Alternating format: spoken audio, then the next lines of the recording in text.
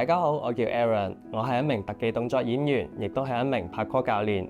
我本身都對自己嘅頭髮好困擾同埋擔憂啦，因為我哋平時拍戲會戴頭套啦，同埋戴假髮，出好多汗啊，焗住啦，久而久之啦，翻去沖涼啊、洗頭就會甩好多頭髮嘅，我自己都驚。聽到有個植髮活動喎，咁我就覺得係一個契機啦，可以改變我自己，於是我就膽粗粗去報名參加。我覺得植髮係一件好大嘅工程啦，因為而家我了解多咗啦，就發現係一件好成熟嘅醫學美容技術嚟嘅。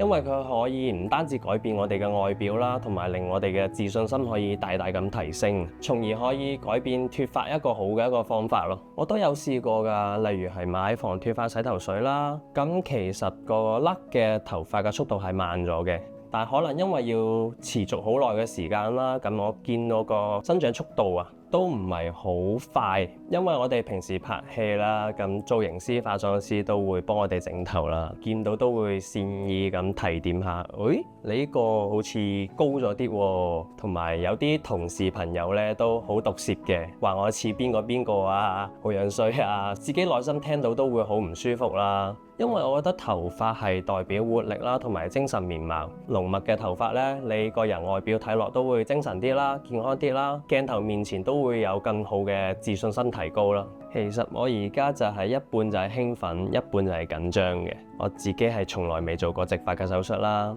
咁多嘅興奮咧，同埋係期待就可以希望見到之後煥然一新嘅自己啦。因為同醫生諮詢啦，佢會好專業咁評估我嘅毛囊，同埋令我多啲了解咗呢個手術嘅流程啦，同埋預期嘅效果啊。最緊要係解答咗我好多疑問同埋顧慮啊，可以好安心咁接受呢個手術，所以我都準備好啦。嚟啦！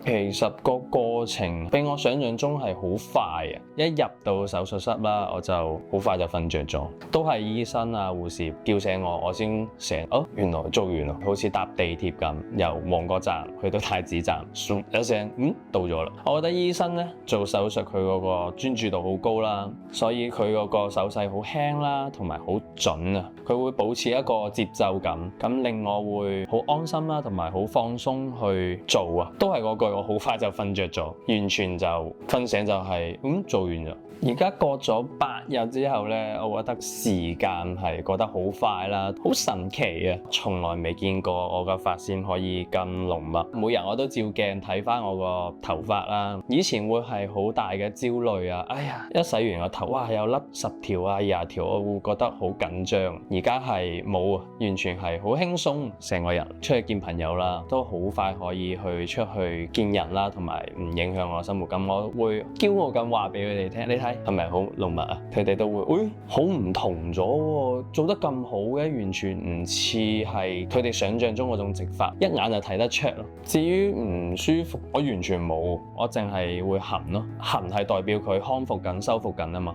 佢又冇流血又冇剩，同埋醫生第二日翻嚟睇都話，好健康喎，好正常咁生長。我之前會覺得植髮係好大型嘅手術啦，原來發現手術嘅技巧係好精細啦，同埋個傷口好似針孔咁嘅大細咯。我會覺得呢度嘅姑娘啊、醫生啊團隊係全部都好好。